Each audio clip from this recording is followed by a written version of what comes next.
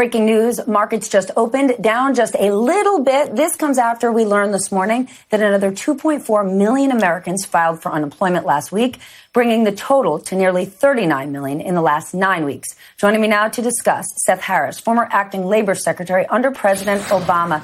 Seth, your latest reaction to these numbers?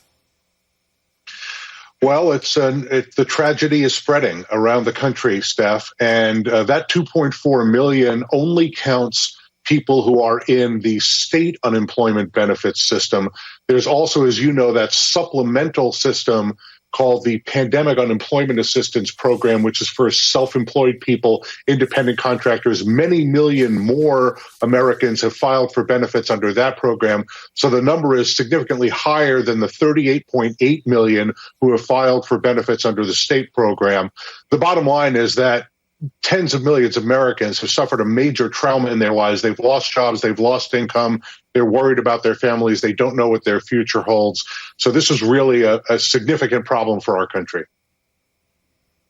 The president believes we're going to snap right back. People will get their jobs again. We'll have full economic recovery when we reopen. And we've started to do that. But without any major jobs program, major infrastructure program, do you really think we're going to see everything go right back to normal? No, Steph, and I don't take my economic advice from Donald Trump. I think the rising evidence is that our recovery is going to be very slow and very painful.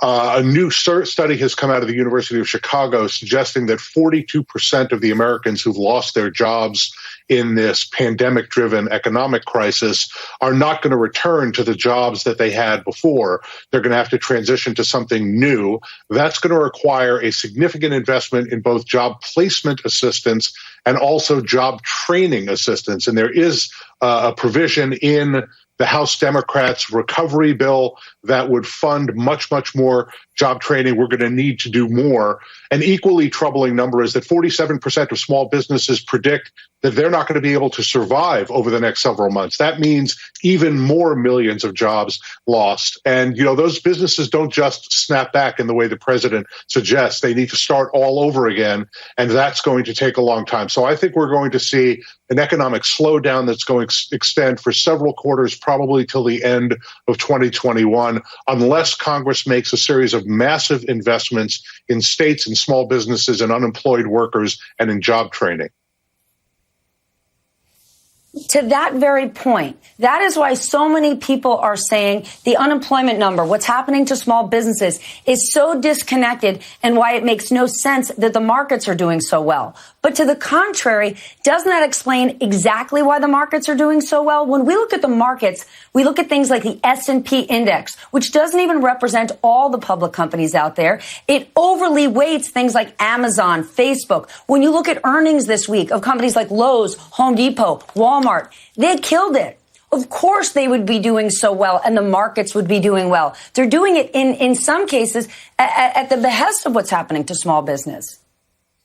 Well, I agree with you completely about that, Steph. There are two things that are fueling the stock market's growth. First is that the Federal Reserve has absolutely flooded debt and capital markets with liquidity. $3 trillion have been pumped out from the Federal Reserve, plus the lowering of interest rates, plus the additional money that comes out of Congress. So there's Wall Street is awash in money, and they've got to put it somewhere. So they are putting it into equity markets, and that is artificially inflating the value of the markets. The second thing that's happening is a massive shift in business from small and mid-sized businesses to the behemoth businesses that you were just talking about, Walmart, Amazon, Facebook, and others. They are making money at the expense of these small businesses that are shrinking and closing, and that is going to have a devastating effect on our economy over the long term. First of all, it fuels more wealth and income inequality, but it also undercuts the jobs engine of the American economy, which is small business. We need these small businesses, these community-based businesses, to come back, to employ Americans, and to be the foundation stone of our American economy. The more big businesses we hear giving their employees the option to work from home. Today we heard from MasterCard, who said their headquarters around the world are going to give their employees the option, work from home as long as you want to.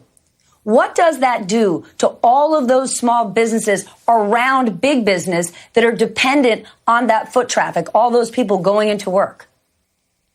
Yeah, I think it's going to make their recovery even more difficult. But I'm a little bit skeptical about these businesses suggesting that they're going to dramatically reduce their footprint in cities like New York or Chicago or San Francisco, and all of a sudden are going to be in rural areas or are going to have everybody working from home. We heard that same kind of talk after 9/11.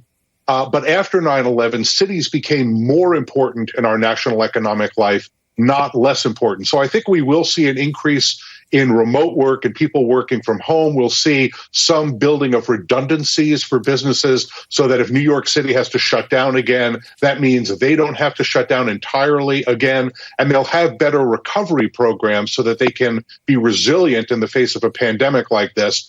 But I'm a big skeptic about people abandoning New York City all of a sudden and having everybody working from home. There are big costs to that, and I'm not sure that businesses are going to want to pay those costs. All right, Seth, thank you so much. Always great to have you here, making us smarter on a big news day.